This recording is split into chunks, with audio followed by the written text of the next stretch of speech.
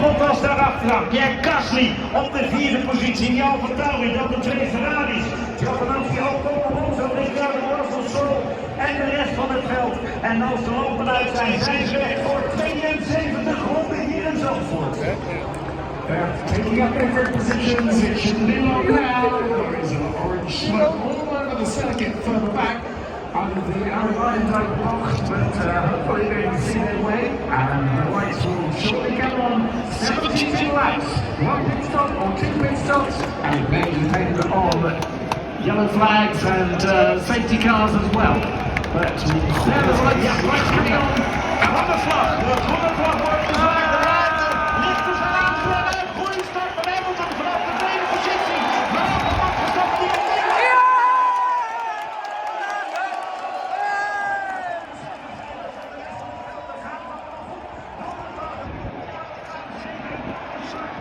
mat gestopt